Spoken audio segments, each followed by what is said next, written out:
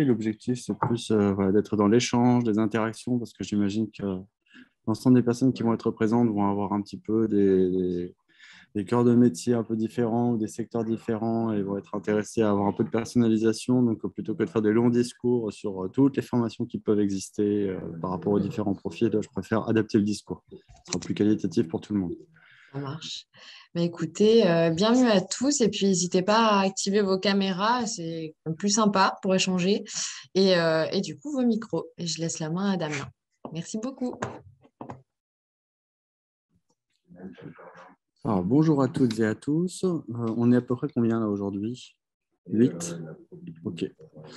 Donc pour ma part, je me présente. Je suis donc Damien Armenté, cofondateur d'une start-up lyonnaise qui s'appelle Superconnecteur, une entreprise que j'ai co-créée avec deux autres associés il y a maintenant 4 ans. Et nous proposons donc une application de networking et d'animation dédiée aux communautés professionnelles. J'entends par communauté professionnelle les associations professionnelles, syndicats professionnels, clusters, pôles de compétitivité, incubateurs, accélérateurs, communautés de partenaires, alumni de grandes écoles, etc. Toutes ces communautés qui ont vocation à faire se rencontrer des professionnels et à créer la valeur par leurs interactions.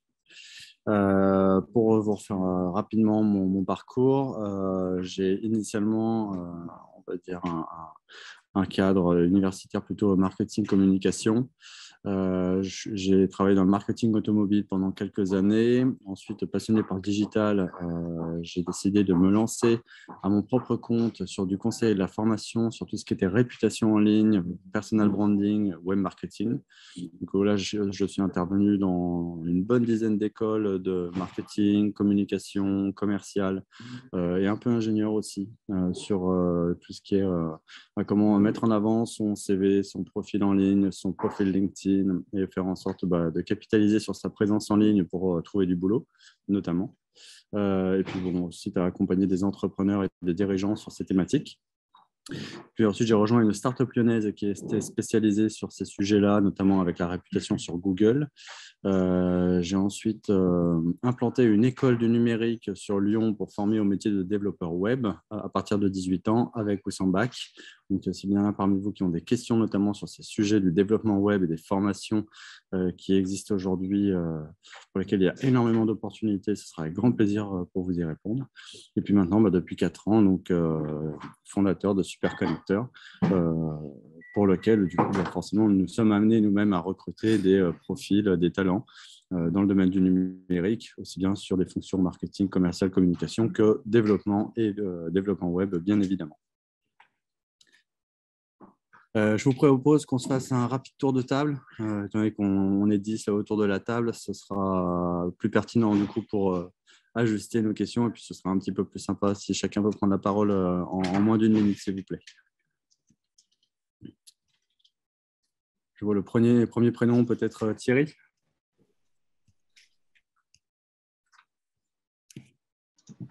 Oui, bonjour. Je vais mettre la caméra, il n'y a aucun problème. Alors, pourquoi je suis ce matin avec vous? Je suis en reconversion pro, attiré également par les métiers du digital depuis un petit moment, utilisateur, usager. Je suis actuellement en train de rechercher le meilleur chemin. Alors, c'est un peu annexe aux formations web, mais ça touche quand même ceux-là, les outils en tout cas. Je suis intéressé par les métiers de l'ingénierie pédagogique. Donc, ça fait appel à énormément de moyens techniques, bien sûr, mais surtout de méthodologie. Et en cela, je suis intéressé par ce qui peut être de l'ordre des compétences à attraper complémentaires, sans parler de codage ou de quoi que ce soit, de développement. On est sur effectivement un métier au carrefour de pas mal de choses, que ce soit l'utilisation de plateformes. Ça passe aussi par du plateau télé, ça passe aussi par des contenus que l'on met en œuvre. Okay. Donc, juste à titre d'information, tu faisais quoi avant? Je me permets, je parle plutôt. Je disais quoi juste avant? Tu faisais quoi avant comme métier? Dans l'événementiel, je suis dans l'événementiel en fait, donc chef de projet événementiel. Et donc, vous savez ce qui s'est passé, on va pas refaire le film. Bien sûr. C'est l'occasion de rebondir, donc c'est effectivement complémentaire au métier de chef de projet puisqu'on est amené à faire pas mal de choses dans l'événementiel et à mettre en relation énormément de prestataires et de compétences. Ok, et tu es situé où? Alors moi, je suis dans la région grenobloise, dans le Ok, Vercors. ça marche. À titre d'information, par rapport à ces nouvelles formations, justement, sur tout ce qui est digital learning, etc., il y a une formation qui s'est créée à Lyon il y a maintenant 2 ans, que tu connais peut-être, qui s'appelle le Bahut. Exactement, ben, je suis sur la page, pas plus, en parallèle d'ailleurs. Voilà. Le Bahut, oui, je vois bien. Ils sont Qui a été monté par justement, ils sont un quelques acteurs entrepreneur sur la lyonnais formation. Il y a top. Open Classroom, le Bahut et puis d'autres, bien sûr.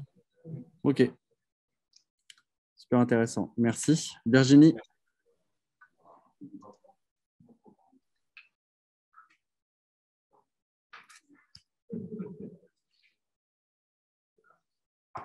Allô, allô.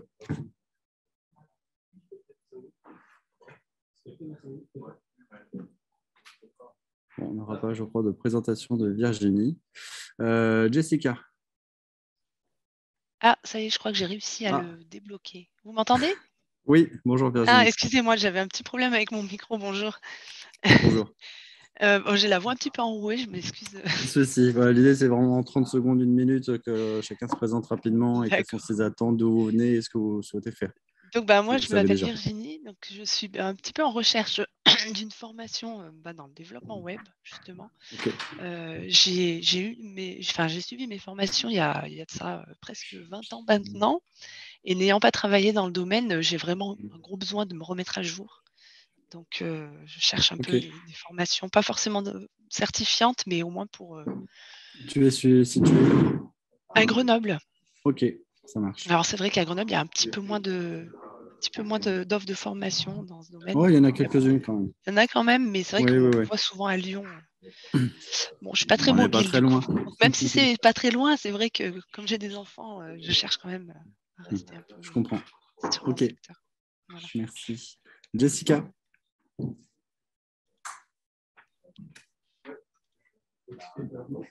Ah, le micro ne marche pas. Ok, visible. Je suis actuellement en contrat d'engagement jeune avec Pôle emploi. Ça marche. Et que recherches-tu? Tu peux nous répondre dans le chat.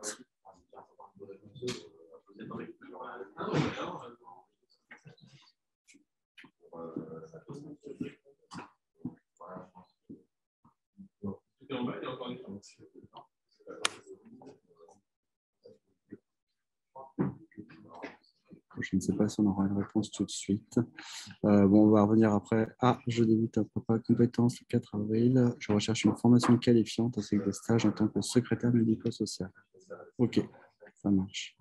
Du coup, si tu peux nous préciser tes attentes plus par rapport aux différents métiers dans le numérique éventuellement, ça permettra de mieux préciser les réponses que je pourrais t'apporter. Parce que je trouve que le médico-social n'est pas forcément ma grande spécialité.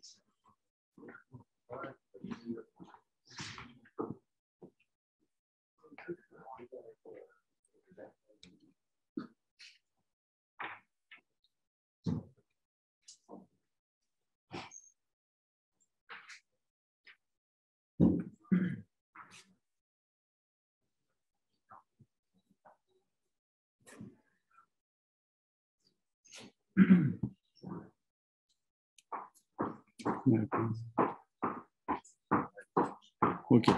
Bon, en tout cas, si tu as des questions, n'hésite pas à rebondir dans le chat, ce sera avec plaisir. Cécile.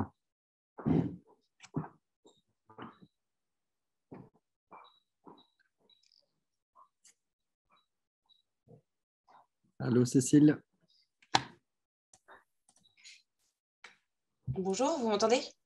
Oui, bonjour. Bonjour. Donc moi, en fait, j'ai travaillé pendant 20 ans dans une petite entreprise en tant que responsable commercial et responsable ADV. Et j'ai fait un petit peu de transformation digitale pour ma société. Et en fait, je me suis rendu compte que j'aimais vraiment beaucoup ça. Là, je ne travaille plus dans cette société et je cherche un nouvel emploi et plus tourné vers les métiers du futur, tout ce qui est transformation digitale, etc. J'ai vu aussi des postes de product owner qui pourraient me plaire et donc je viens me renseigner un petit peu. Ok, ça marche. Merci. Ensuite, Yves. Oui, bonjour à tous. Bonjour. Très bien. Oui, ok. Yves Bonenfant, je suis ingénieur réseau. Je travaille sur la région grenobloise, donc à Cessiné-Parisé. Enfin, j'habite à Cessiné-Parisé et je travaillais sur le bassin grenoblois. Et je suis actuellement en formation adaptation, puisque j'ai souhaité rajouter des compétences à mon parcours réseau. Je veux me lancer dans l'IoT. Je suis en formation à l'INP de Grenoble, une excellente formation qui s'appelle Systèmes embarqués et objets connectés. Ok, Et ça englobe l'IoT et c'est un cursus en 150 heures étalé sur 10 mois. ça marche. Et que recherches-tu du coup dans le cadre de cette intervention? Du coup, j'ai vu simplement le titre, quelles opportunités pour quel profil. Donc, je me suis dit que Ok, c'était toujours intéressant de voir dans les métiers du numérique un peu ce qui était, voilà, ce qui était en vogue et c'est toujours intéressant de se renseigner sur le marché. ça marche. Merci. Jennifer.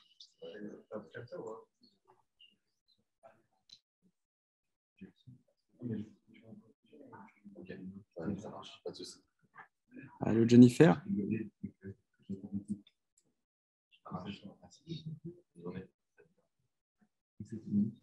Allô?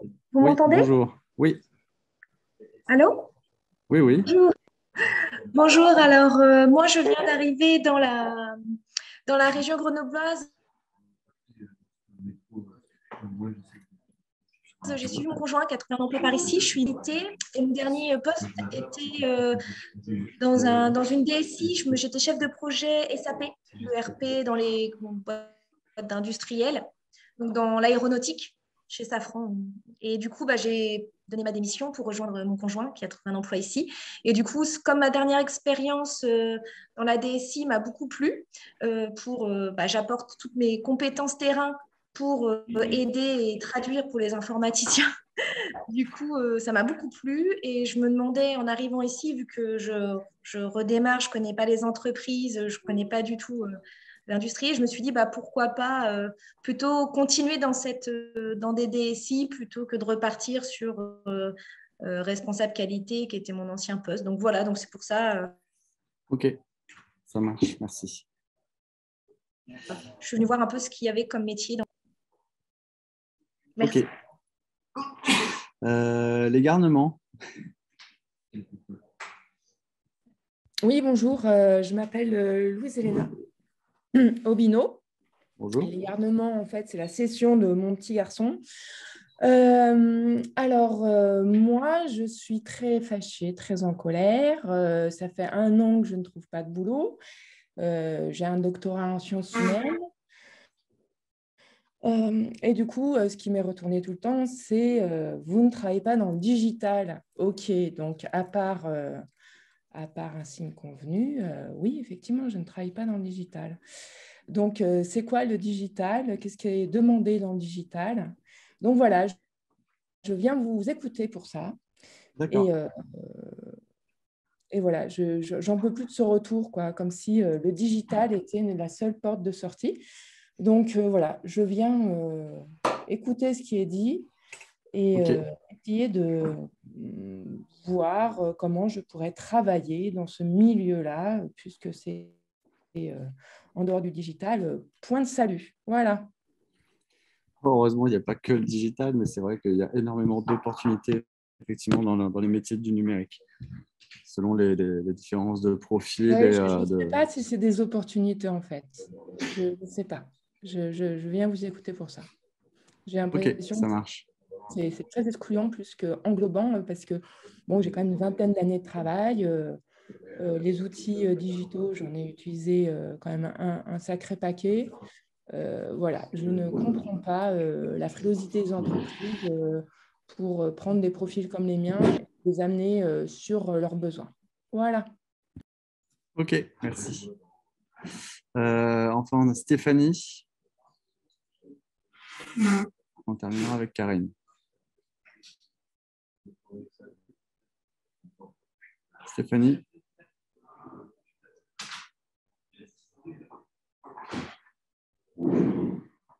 Je crois qu'on n'aura pas Stéphanie. Alors peut-être Karine? Bonjour. Bonjour. Donc, pour moi, mon profil ressemble à celui de beaucoup de monde, en fait, 20 ans d'expérience, 2 enfants sur Grenoble. Et puis aujourd'hui, à la recherche d'une reconversion.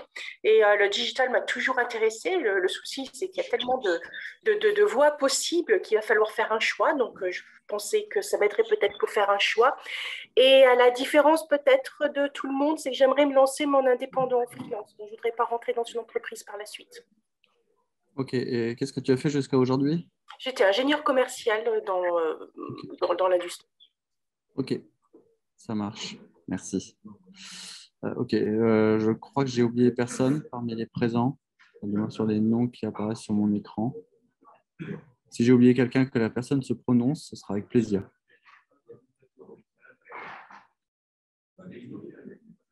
Il ne me semble pas. Ok.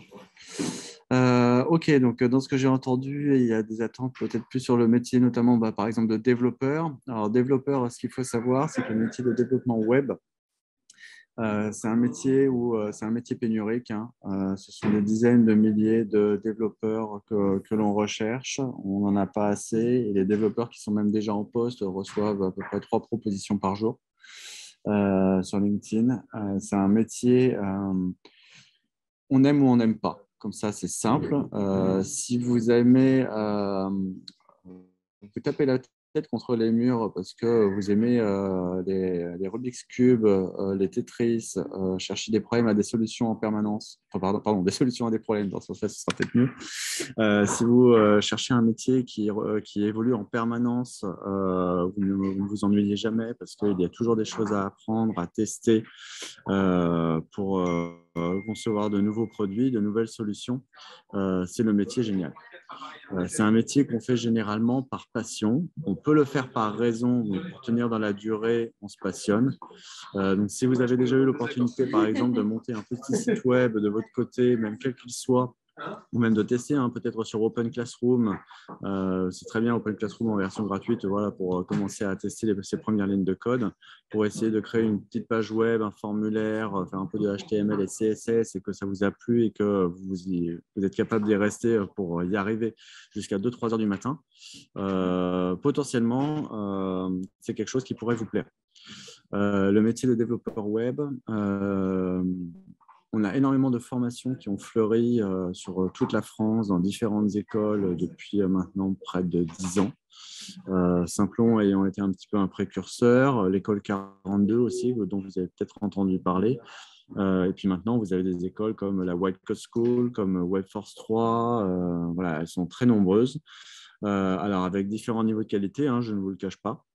Mais qui vous propose des formations de généralement 5-6 mois minimum. 3 mois, ça vous met le pied à l'étrier, mais c'est vraiment juste. Privilégiez peut-être plutôt quand même les formations de 6 mois. Et ça vous permet de vous mettre le pied à l'étrier sur le métier de développeur. Ces formations, évidemment, sont payantes, mais très souvent, elles peuvent être financées dans le cadre de plans de financement, de formation, soit par vos entreprises, si vous êtes dans départ d'entreprise, par les pôles emploi, parfois des financements de la région ou des métropoles. Et ce sont des métiers qui sont accessibles même sans aucun diplôme, à partir de 18 ans, avec ou sans bac. Si vous avez vraiment l'envie et que vous êtes curieux d'apprendre et que vous êtes prêt à vous dépasser, ce sont des métiers où, lorsque vous sortez de ces formations qui durent 6, 7, 8 mois, et que vous commencez à être un bon développeur junior, donc c'est-à-dire qu'on considère que vous avez encore tout à apprendre, hein, qu'on soit clair. Vous n'êtes pas une star en sortant de ces formations de 6 mois. Par contre, l'objectif, c'est que vous ayez les fondamentaux et les premiers bons réflexes pour ensuite apprendre à apprendre par vous-même. Ce sont des métiers où vous pouvez facilement être payé déjà 28K à la sortie de l'école, sans diplôme. Alors, bien évidemment, vous avez des formations qui vont vous proposer des titres RNCP pour au moins avoir un minimum de certification. C'est très bien.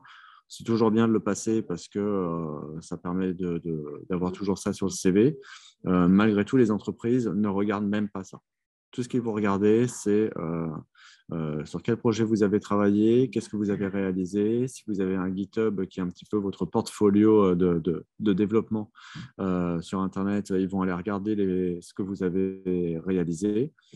Si vous avez un portfolio avec des réalisations concrètes que vous avez développées, ils vont regarder ce que vous avez fait.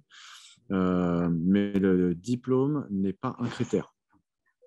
Il va peut-être être un critère simplement pour légitimiter votre salaire après un certain nombre d'années d'expérience, mais c'est un métier où vous pouvez très facilement sortir, surtout sur des secteurs comme Grenoble, Lyon, je ne parle même pas de Paris. Vous êtes entre 28 et 30 K, et quand je vous dis ça, c'est vraiment pas, je n'exagère pas, sans diplôme encore une fois, et en 3 ans, si vous êtes bon développeur ou une bonne développeuse, vous pouvez facilement aller prétendre à 35K. Donc, le fait d'avoir déjà 3 ans d'expérience sur des beaux projets, ça vous permet vraiment de valoriser pour le coup votre profil. Et en 5 ans, en 5 ans d'expérience, vous pouvez déjà facilement être à 40K. Si vous souhaitez vous lancer en indépendant sur ce type de métier, moi, je ne vous conseille pas, du moins pas tout de suite à la sortie, parce que vous n'aurez pas la crédibilité et la légitimité, et parce que vous avez besoin de monter en compétences et de continuer à apprendre en permanence. Et je vous conseille très fortement d'être accompagné pendant 2 ans, allez, au moins 2 ans, par une équipe technique qui va vous faire monter en compétences sur ce métier. Après, selon votre type de profil, dans le métier de développeur, il y a plusieurs choses que vous pouvez faire. Il y a ce qu'on appelle le développement back-end et le développement front-end. Le back, c'est la partie qui est derrière l'écran, c'est la partie mécanique. Ce sont les bases de données, ce sont les connexions et les API, ce sont les interactions avec la machine, avec le serveur, les hébergements. C'est ce qui va faire tourner en fait une plateforme. Par exemple, lorsque vous allez sur Doctolib pour prendre votre rendez-vous de vaccination, la plateforme que vous avez devant vos yeux, c'est ce qu'on appelle du front-end. C'est la partie visuelle, c'est toute la partie développement qui a été mise en place pour l'expérience de l'utilisateur final. Ce que vous ne voyez pas, c'est toute la mécanique qui est derrière, et ça, c'est ce que l'on appelle le back-end. Après, là-dedans, vous avez tout un tas de langages différents. C'est un petit peu lorsque vous apprenez à parler le chinois, le français, l'anglais, l'allemand. Eh bien, vous avez pour ça des différents langages aussi. Vous allez avoir les langages comme JavaScript, vous allez avoir des langages PHP, des langages en Python. Tout ça, ce sont des langages de programmation. Comme vous avez des langages de parole, ce sont des langages de programmation qui vont à chaque fois avoir des finalités plus ou moins différentes en termes de réalisation. Lorsqu'une entreprise va faire un choix d'un langage en particulier pour le développement de ses solutions, il y a 2 solutions. Soit il va faire un choix qui est raisonné, c'est-à-dire je vais choisir cette technologie parce qu'elle va me permettre de faire ça sur le long terme, et donc c'est pertinent par rapport au site web, par exemple, ou l'application mobile que je vais mettre en place. Ou alors, c'est simplement que le premier développeur qu'ils ont réussi à recruter, c'est qu'ils connaissaient uniquement ce langage-là.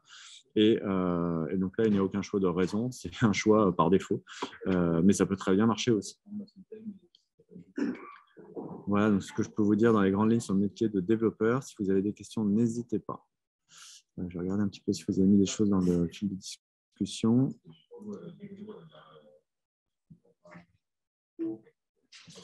Dans les formations qui sont sur Grenoble, je crois qu'il y a Webforce 3 qui est présent sur Grenoble, ou pas très loin. Je vous invite à regarder.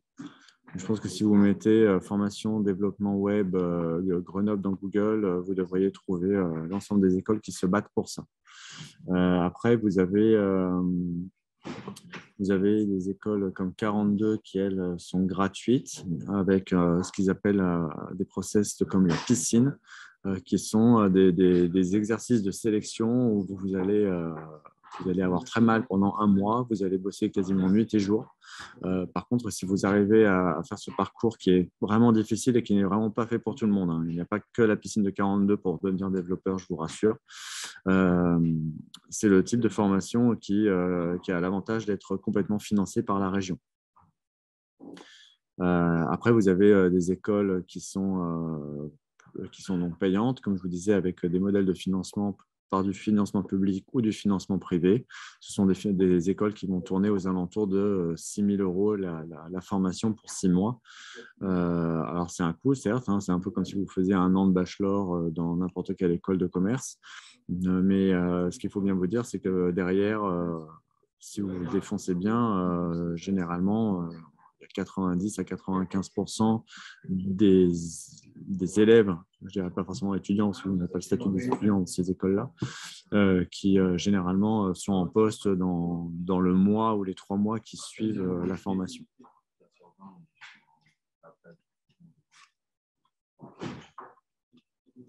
Est-ce que vous avez des questions sur ce métier de développeur?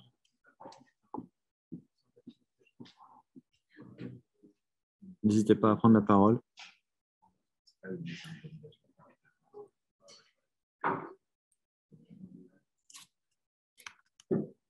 Bon, si vous avez des questions, n'hésitez pas à couper. Hein. J'avais une question, Damien. Oui. Quels sont les langages les plus demandés? Si, ça fonctionne. Les langages les plus demandés dans le développement web, ça va être JavaScript. Alors après, avec ce qu'on appelle des frameworks, hein, ce sont des cadres de travail d'une certaine manière, qui vont être notamment React.js, React Native et éventuellement AngularJS, mais qui demandent une courbe d'apprentissage qui est un petit peu plus compliquée, plus difficile à prendre en main pour un junior. Mais ça se fait quand même. Après, vous avez PHP avec un framework qui est un peu star, qui est Symfony. Qui est plus structuré, ce qui est pour des personnes qui sont peut-être moins créatives ou moins friandes de technologies qui évoluent en permanence. Symfony vous apportera un cadre avec un cadre de travail qui est évolutif dans le temps, mais moins rapide et qui permet de se reposer sur des bases solides par rapport à du JavaScript où on a des technologies comme React, Vue.js, etc. qui évoluent en permanence. Et là, il faut vraiment réussir à suivre. D'accord. Merci, Damien. D'autres questions?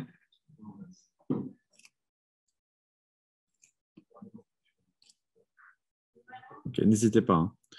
Ensuite, pour des métiers un peu plus orientés commerciaux, vous avez les nouveaux métiers de commercial, ce qu'on appelle business developer. Alors, attention au terme de business developer qui est très galvaudé. Hein. Business developer, normalement, le vrai bizdev, c'est un commercial qui fait du marketing et de la relation partenariale en même temps avec ses clients.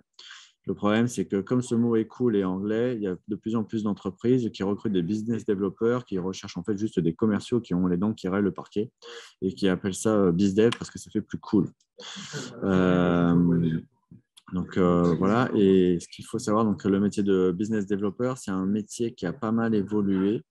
Et dans les métiers du numérique, on va en fait vous apprendre à utiliser des technologies qui vont vous permettre de vous constituer vos propres bases de données, qui vont vous permettre d'automatiser votre prospection commerciale.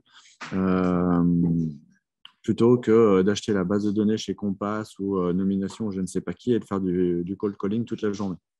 Donc vous allez utiliser des outils, alors je ne vais peut-être pas commencer à rentrer dans l'énumération des outils parce qu'ils sont très nombreux, mais vous allez pouvoir aller sur LinkedIn, vous allez pouvoir scraper, c'est-à-dire aller récupérer toutes les informations de tous les profils qui sont dans des résultats de recherche sur LinkedIn et que vous allez pouvoir prospecter, leur envoyer des messages pour casser la glace et faire en sorte de pouvoir échanger avec eux pour prendre un rendez-vous avec eux le plus vite possible, leur faire une démo et pouvoir réussir à conclure une vente derrière.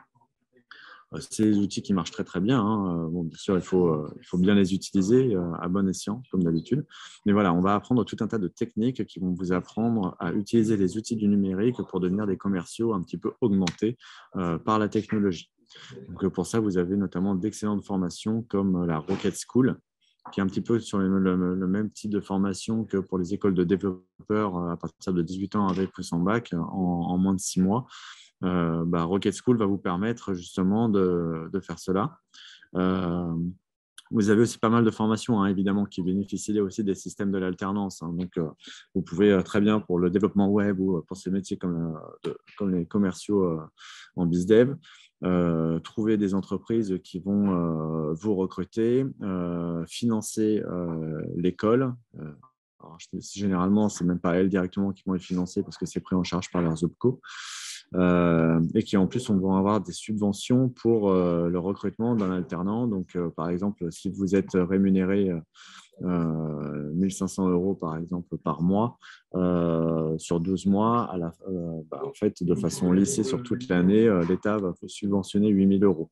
Donc, en fin de compte, à la fin, votre alternant ne vous aura pas coûté 1 500 € par mois, mais plutôt 800 ou 900 € par mois pour 3 semaines de présence sur des métiers dont ils ont besoin au sein de leur entreprise. Donc, là-dessus aussi, il y a des vraies opportunités. Et c'est des formations donc, que vous pouvez faire en 3 à 6 mois qui vous permettent de vous mettre le pied à l'étrier pour retrouver un job ou vous repositionner sur le marché de l'emploi assez rapidement avec des métiers où, pour le coup, ça recrute. Que vous dire d'autre? Pour les questions. 3 à 6 mois en alternance. Alors non, en général, effectivement, en alternance, vous allez avoir généralement 2 à 3 mois de formation intensive à l'école. Et ensuite, vous allez alterner le rythme de l'école avec la formation. Et donc, tout cela va vous amener à une période de 12 mois. Les formations qui font 3 à 6 mois,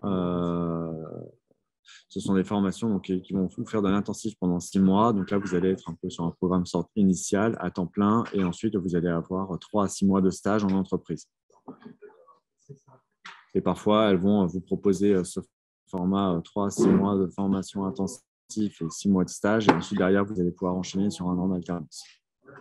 Donc, en général, voilà, par rapport à vos expériences de vie, selon si vous sortez depuis récemment des études et que vous êtes prêt encore à vous relancer dans une dynamique de mix études et entreprise, ou si vous êtes en reconversion, vous avez 30, 40 ans, 45 ans, 50 ans même parfois, parce que j'en ai vu qui étaient à 50 ans, qui faisaient la reconversion dans le développement web et qui s'en sortaient aussi très bien, vous avez tout à fait la possibilité de trouver chaussures à votre pied en termes de formation pour vous mettre le pied à l'étrier. Encore une fois, certes, même si vous payez avec votre propre poche 6 000 € par exemple pour une formation sur 6 mois, je peux comprendre que ça fasse mal de sortir une telle enveloppe dès le départ. Mais si vous êtes sûr et que vous avez quand même testé au préalable, vous avez fait des exercices comme sur Open Classroom ou autre, sur est-ce que ce type de métier et d'activité au quotidien peut vous plaire. Si vous en êtes vraiment convaincu, 6 000 €, c'est vraiment que dalle parce que derrière, après, c'est votre salaire en fait qui va rentabiliser en fait cet investissement et où généralement vous allez trouver vraiment des jobs super rapidement. De toute façon, le problème numéro 1 aujourd'hui des startups, éditeurs de logiciels, entreprises de services numériques, etc., leur problème numéro 1, c'est le recrutement. C'est le recrutement. C'est le pain numéro 1 absolu. Vous entendez toutes les entreprises qui font des levées de fonds pour accélérer leur croissance et leur développement. Leur problème numéro 1, c'est recruter.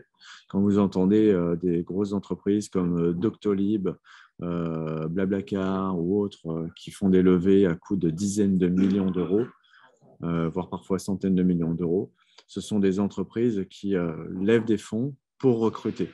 Et pour recruter en grosse partie des développeurs, mais aussi sur les métiers de commerciaux, marketing, customer success, etc. Et là, potentiellement, ils vous annoncent des wagons. Hein. C'est-à-dire qu'on va recruter sur les 2 prochaines années 1000 personnes. Donc, quand vous avez plusieurs entreprises qui commencent à recruter 1000 personnes, il y a donc des opportunités, effectivement, qui sont indénombrables. À savoir que même si vous êtes sur Grenoble, depuis la crise du Covid, la frontière, la barrière de la zone géographique n'en est plus vraiment un. En fait, aujourd'hui, il y a une telle concurrence sur les talents que cherchent à recruter les entreprises que vous soyez junior ou que vous soyez senior, ils sont prêts à tout pour faire en sorte de vous recruter. Donc, si vous êtes à Grenoble, ils vont vous recruter en remote, c'est-à-dire que vous êtes à distance. Ils vont venir vous voir, vous allez avoir un manager qui va venir vous voir ou qui va vous inviter sur Paris, Lyon, Bordeaux ou autre, là où il y a le siège social, peut-être une fois par mois pour quand même que vous puissiez vraiment rencontrer les équipes. Mais sinon, ils vont vous manager à distance pour pour que vous puissiez vous travailler dans leurs équipes techniques. Donc, je vous ai parlé aussi du métier de commercial.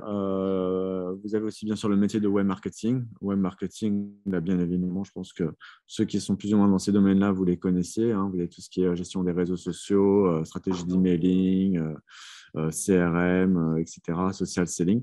Donc, tout ça, ce sont des choses qui sont un peu plus accessibles, je dirais, pour des personnes qui connaissent déjà ces métiers avec des formations plus traditionnelles. Là, on n'a pas de grandes formations innovantes sur ces métiers-là. Il y a un métier aussi qui apparaît, qui est très intéressant, qui est à la croisée du commercial, du marketing et du support client, qui s'appelle le métier de Customer Success. C'est une sorte de chef de projet qui va avoir une position au-delà du chef de projet et de la coordination d'un projet, qui va être d'être dans la satisfaction du client et dans son accompagnement à la prise en main de la solution numérique.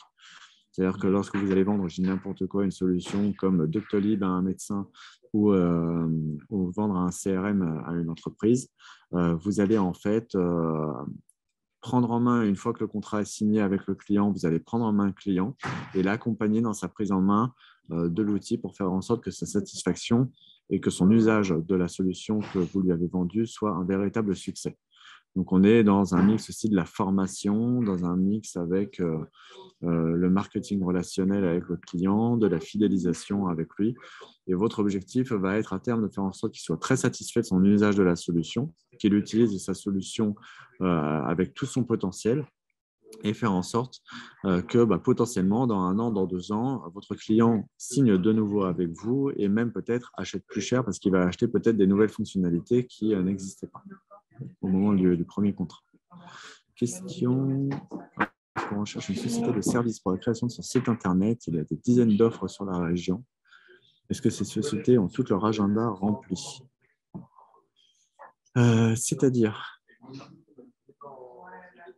ont tout leur agenda rempli. Alors, bonjour, je m'explique. En fait, avant de venir à ce webinaire, j'avais fait des recherches sur tiens, si jamais je voudrais créer des sites internet. J'ai voulu regarder un petit peu la concurrence du marché, qu'est-ce que ça représente. Et là, il y a pléthore d'offres. Je veux dire, si je voulais quelqu'un qui vient faire un site internet pour ma société, par exemple, je ne saurais pas où taper parce qu'il y a tellement d'offres. Ne serait-ce que pour le bon coin des prestations de services, il y a une liste longue. Comme je disais à ma fille, je suis allée chercher une barbe à papa, il y a une machine à barbe à papa, il y a beaucoup de monde. Effectivement, aujourd'hui, vous allez avoir une très forte concurrence entre les agences de développement web et les agences de développement. Alors, vous avez des agences de com digital qui vont vous développer des sites web. Les agences de développement web ne vont pas faire que du développement de sites web. Ils vont carrément vous créer des plateformes complètes. C'est-à-dire, Doctolib n'est pas un simple site web vitrine pour présenter votre activité, par exemple, avec vos fleurs que vous vendez le dimanche sur le marché. Vous allez avoir des plateformes comme Doctolib où là, ça demande du développement vraiment spécifique. Et ça, ce n'est pas l'agence de com habituelle qui va pouvoir vous le développer. Et puis, vous allez avoir à côté des indépendants, des freelances qui, eux, vont être peut-être à un tarif plus avantageux, mais qui, par contre, en termes de ressources, du coup, sont potentiellement tout seuls pour créer votre site. Donc ça, après, c'est vrai que ça dépend aussi de vos attentes, de vos budgets. Et de vos attentes en termes de rendu de qualité et de deadline pour faire votre choix de est-ce que je passe par une agence de com, etc. Après, est-ce qu'ils ont tous leur agenda rempli? Les freelances, non, évidemment. Les agences de com, peut-être. Enfin, ça va varier en fait selon les agences. Et les agences de développement web, en général, ont déjà un agenda effectivement bien rempli. Customer Success. Quelle fourchette de salaire? On peut considérer en junior qu'on va être à 30. Un junior va être à 30. Et puis quelqu'un qui est un petit peu expérimenté, qui a déjà fait un peu de relations commerciales par le passé, peut facilement se valoriser à 35. Voilà, en général, on va se tourner dans ces eaux-là et avec quelques années d'expérience à Customer Success, ensuite va chapeauter une équipe de Customer Success, avoir des responsabilités peut-être un peu plus marketing et peut assez rapidement monter à 40. Selon les formations que vous avez déjà au préalable, que vous pouvez aussi faire valoir et vos expériences professionnelles passées.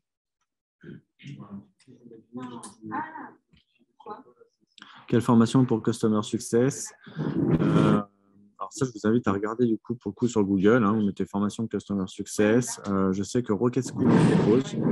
Après, quels sont les autres acteurs qui proposent des formations spécifiques au métier de Customer Success? Honnêtement, je ne sais pas. Ce sont encore des métiers effectivement qui sont assez récents. Ça évolue en permanence et du coup, moi voilà, il y a 12 ans, je suis arrivé sur le monde de l'emploi. Toutes les écoles de communication et de marketing, il n'y en avait aucune qui faisait encore réellement de formation sur le digital. Alors que pourtant, en 2010, déjà, toute boîte devait avoir un site web et un blog à minima. Facebook était là déjà depuis 5 ans, LinkedIn arrivait aussi, Viadeo depuis quelques années, et vous n'aviez quasiment aucune formation en communication ou marketing sur ces métiers-là. Donc, souvent, les formations sont un peu à la traîne pour réussir elles-mêmes à prendre le virage de digital, tellement ça va vite.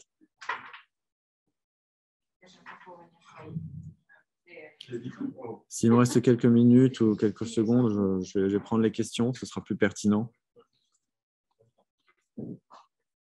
N'hésitez pas. Alors, du coup, si j'en ai encore une, est-ce que les sociétés peuvent embaucher des postes à mi-temps? Des personnes, pardon? À mi-temps. C'est un des gros points que j'ai à l'embauche. Quelque chose de faire à mi-temps, si c'est pas complexe.